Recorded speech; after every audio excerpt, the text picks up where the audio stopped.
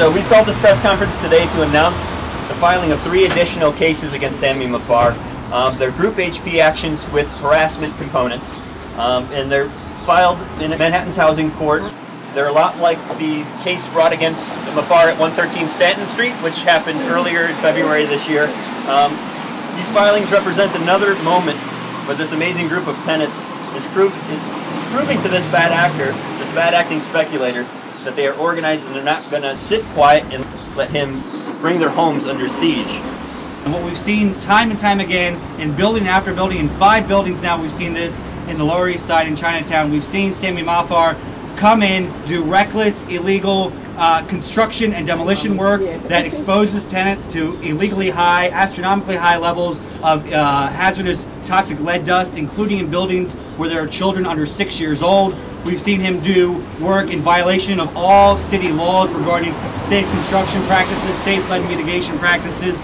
We've seen him deny tenants lease renewals. He engaged in a campaign to harass the tenants out. He forced out probably at least half a dozen tenants through the use of a tenant relocator who was recently taken down by the Attorney General's office last year for his illegal stalking tenants, of going after tenants, threatening them. Broken windows, intermittent electricity, gas, heat and water, ceiling collapses, interior wall demolitions, and the removal of fire extinguishers at a time when there were 3 electrical fires caused by the demolition and construction.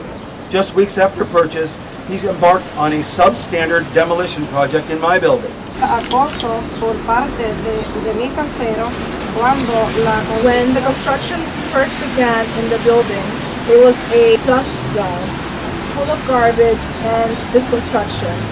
I couldn't breathe well, and the dust would come under the door into my apartment.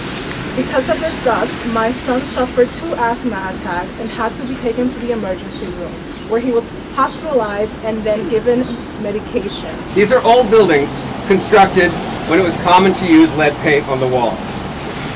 In an effort to make the buildings look more modern, this paint was blasted off. Sammy Mahfar have made it very difficult for inspector to come to the building because all our intercom has been disabled, been cut off. The city inspectors were blocked time and time again by a guard that SMA placed at the door. Unfortunately, most city inspectors simply accepted this, but there was one who did not. After he was turned away, he came back with a police escort so that he could do his job of helping keep residents safe. When the results from testing were finally received, there were lead levels nearly 3,000 times the federal threshold. This is a disregard for human life. For one day, Sammy Mahfar's workers followed regulations. They wore the correct suits for dealing with hazardous material. They seemed to dispose of hazardous waste more carefully. Yet working within the law didn't last. By the second day, the work was back to a total disregard of regulations. And the results, 200 times the federal threshold.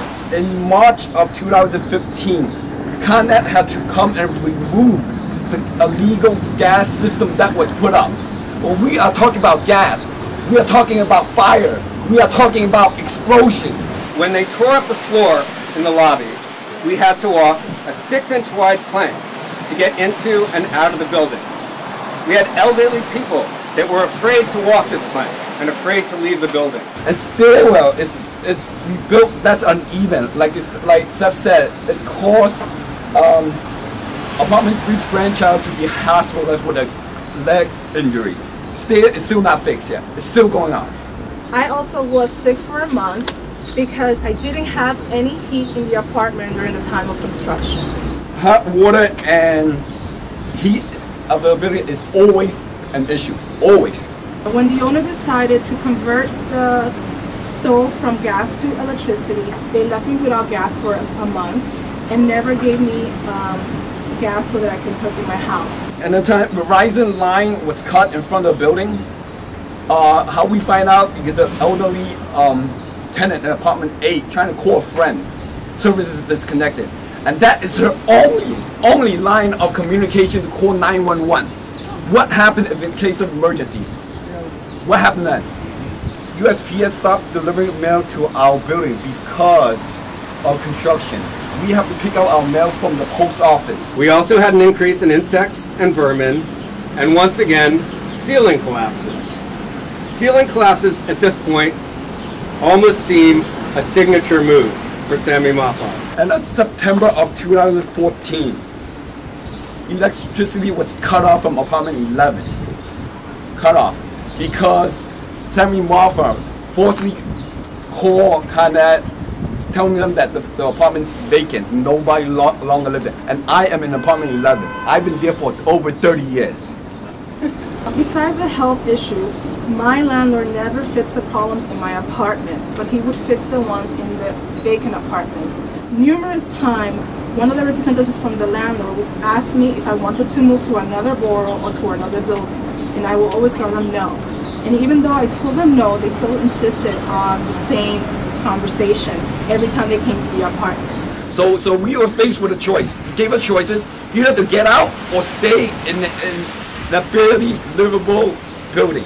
That's the choice we have to make every day. Move or.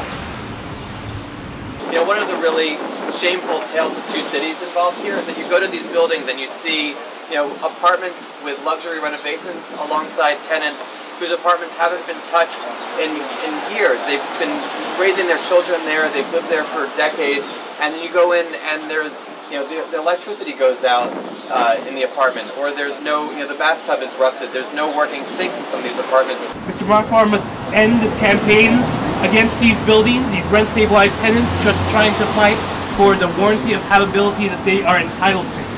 Every tenant has a right to a safe, clean home and free from harassment. These tenant lives in rent-regulated apartment. But Sammy and his investor thinks that, well, I can get rid of them. I can buy them out, I can force them out, and then I can have market rate, luxury apartments that I can rent out and make my profit. Well, this is not what we do here in our city. And if the city is serious about preserving affordable housing, we have to fight back. I am happy that all the tenants are working together because the judges need to see. This is not just one tenant in a building. It's multiple tenants in a building. It's multiple tenants in multiple buildings. This is not just a case of doing the work wrong. It is clear to me that this is intentional. What is going on in these buildings is you have a landlord who is backed by predatory equity, backed by Wall Street investors that are just looking to make a fast buck, to make as much money as possible by any means they can, including the illegal harassment of tenants. And the message needs to go out across the city. When you are buying up buildings and your path to profit is to kick people out of their homes, is to harass them, is to do work that puts them and their kids at risk, we will be here to say no way. It is a bad business model, it is an immoral business model, and it is an illegal one. As elected official, we also have to fight for comprehensive reform of the buildings department, and also get our city agency to coordinate and work together. Right. Why is not the health department working together with the buildings department to do the testing? The issue is you have people who do not represent any person affected by these laws who go out of their ways to weaken them. And that's because Albany is broken. It's because too often big money speaks louder than individuals. And together we, communities like this, need to make sure that doesn't happen. The Department of Buildings is now working. We need to reform the Department of Buildings. We need to provide them with tools so they are more responsive to us, but also that the landlords knows that there are consequences to do illegal work. So that's why we are here today, representing the Stand for Tenant Safety Coalition, where we are asking for a thorough reform of the Department of Buildings. You guys are not alone, and this fight continues. Thank you very much. Thank you.